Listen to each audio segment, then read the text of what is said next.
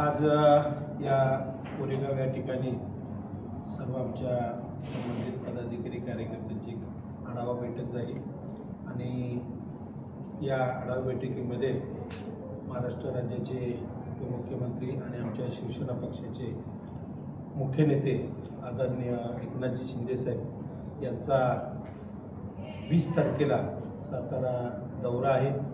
या दौऱ्यामध्ये अंगापूर या ठिकाणी एक धार्मिक कार्यक्रम गणपती दर्शनाचा या कार्यक्रमाला ते दुपारी येणार आहेत। त्यानंतर एक 5च्या दरम्यान एक आमच्या पश्चिम महाराष्ट्राची पक्षाची एक आढावा बैठक, या बैठकीला सुद्धा स्वतः आदरणीय एकनाथजी शिंदेसाहेब उपस्थित राहणार, त्यांच्या उपस्थितीमध्ये ती बैठक होणार आहे। आणि त्यानंतर गांधी मैदानावरती शिंदेसाहेबांची एक मोठी जाहीर सभा होणार आहे। या सभेमध्ये सातारा जिल्ह्यामध्ये जिल्हा परिषद, पंचायत समिती, नगरपालिका या क्षेत्रातून जे आमचे जे काय पक्षाचे उमेदवार जे निवडून आलेले आहेत, नवनिर्वाचित उमेदवार आहेत, त्यांचा शिंदेसाहेबांच्या वतीने एक त्यांचा तिथं सत्कार होईल, सन्मान होईल।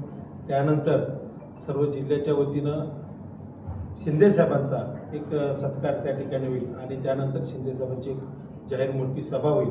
मी या सर्व जिल्ह्यातील सर्व नागरिकांना, शिवसैनिकांना, बंधू भगिनींना विनम्र विनंती करतो की शिंदेसाहेबांचे भगवे विचार ऐकण्यासाठी 20 तारखेला सायंकाळी 6 वाजता गांधी मैदान या ठिकाणी आपण सर्व जास्तीत जास्त मुख्यमंत्री आणि शिवसेना पक्षाचे मुख्य नेते आदरणीय शिंदेसाहेब 20 तारखेला अंगापूर आणि सातारा या दोन्ही ठिकाणी येत आहे।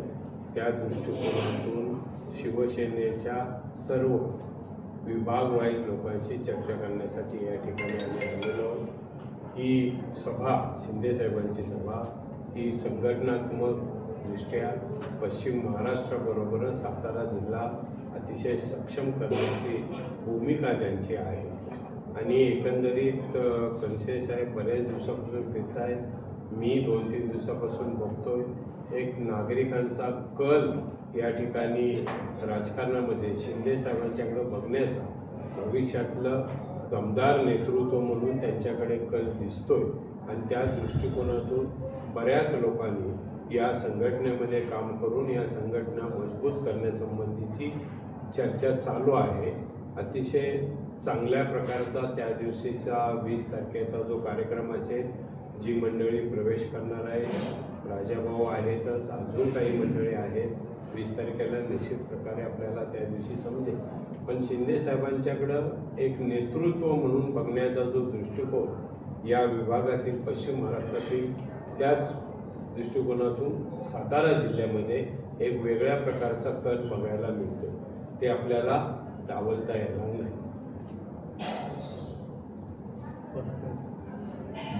सभा तर आहेच, परंतु पूर्ण विभागातील जिल्ह्यामधील बरेचसेच लोक शिवसेनेमध्ये आकर्षित होत आहेत। मी आज 1 महिना 1.5 महिना झाले सातारा जिल्ह्याचा दौरा घेतला।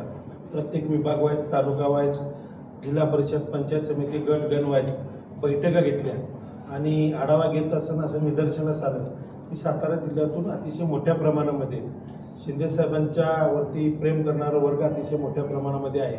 आणि स्वइच्छेनं लोक प्रत्येक पक्षातील, आपले जे पक्ष आहेत त्या प्रत्येक पक्षातील जे काही नेते मंडळी आहेत, पदाधिकारी, कार्यकर्ते आहेत, आणि त्यांना आता शिंदेसाहेबांच्या समवेत काम करायचे आहे। त्यामुळे ते यावेळेला सुद्धा बऱ्यापैकी जिल्ह्यातून प्रवेश होणार आहे। कोरेगाव विधानसभा मतदारसंघातून किती कार्यकर्ते प्रवेश करतात? कोरेगाव विधानसभा मतदारसंघातून अतिशय मोठ्या प्रमाणामध्ये शिंदेसाहेबांना मानणारा वर्ग आहे आणि शिंदेसाहेबांनी अतिशय मोठ्या प्रमाणामध्ये या कोरेगाव मतदारसंघावरती प्रेम केलेलं आहे। त्याचं जिवंत उदाहरण तुम्ही बघितलं आहे। जवळजवळ 2000 ते 2200 कोटीचा निधी देऊन या कोरेगाव विधानसभा मतदारसंघामध्ये एक सक्षम काम करण्याचं काम आदरणीय एकनाथजी शिंदेसाहेबांच्या माध्यमातून या मतदारसंघासाठी केले गेले आहे। त्यामुळे या कोरेगाव मतदारसंघामधून सुद्धा अतिशय मोठ्या प्रमाणामध्ये प्रवेश होणार आहेत। त्यामध्ये आमचे राजाभाऊ बर्गे यांनी तर जाहीर पहिल्याच दिवशी सांगितलं की मी स्वतः पहिला माझा प्रवेश असेल, तदनंतर या मतदारसंघामध्ये अनेक प्रवेश होणार आहेत। सरपंच, नगरसेवकांची काय कोरेगाव नगरसेवकांचा प्रवेश होणार आहे का? बघा, काही लोकांचे प्रवेश तर आहेतच, मी आता पूर्ण बोलू शकत नाही, काय अडचणी असतात, परंतु बराच वर्ग या मतदारसंघातून आदरणीय एकनाथजी शिंदे साहेबांच्या मार्गदर्शनाखाली काम करण्यास उत्सुक आहे. राजाभाऊनं काय कमिटमेंट केली तुम्ही? कुठल्याही प्रकारची कमिटमेंट केलेली नाही. राजाभाऊनी ज्या वेळेला संबंधित विषय शिंदे साहेबांच्यापर्यंत नेला त्यावेळेला राजाभाऊनी क्लिअर सांगितले की मला प्युअर शिवसेनेमध्ये काम करायचे, मला तुमच्या नेतृत्वामध्ये मला काम करायचं आहे, मला कुठली अपेक्षा नाही, काही नाही, मला तुमच्याकडे काम करायचं आहे आणि माझा प्रवेश करायचा आहे. त्यामुळे कुठल्या प्रकारच्या त्यांना काय असं आपण आश्वासन दिलेलं नाही. आणि शिंदे साहेब ताकद देणार आहेत का? प्रश्नच येत नाही. शिंदे साहेबांचा इतिहास तुम्ही अजून बघितला नाही किंवा बघितला असेल, जिल्ह्यामध्ये जिथं जिथं नव्हे तर महाराष्ट्रामध्ये जिथं जिथं ताकद द्यायला पाहिजे योग्य ठिकाणी प्रत्येक ठिकाणी शिंदे साहेबांनी ताकद दिलेली आहे.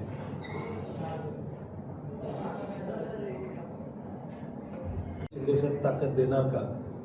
ज्या वेळेला राजाभाऊ बर्गे आणि त्यांचे संबंधित काही नगरसेवक होते, त्यांच्या बरोबर असणारे सर्व पदाधिकारी होते, यांनी हा विषय माझ्याकडे मांडला. त्यानंतर आम्ही सातारा जिल्ह्याचे पालकमंत्री आदरणीय शंभूराज देसाई साहेब यांच्याकडे आमची एक बैठक झाली आणि त्याच वेळेला पालकमंत्र्यांनी सुद्धा सर्व पदाधिकारी कार्यकर्त्यांना शब्द दिलेला आहे की ताकद जी काय ताकद लागेल पालकमंत्री म्हणून या कोरेगाव विधानसभा मतदारसंघासाठी ती देण्याची सुद्धा आदरणीय पालकमंत्री शंभूराज देसाई यांनी सुद्धा शब्द दिलेला आहे.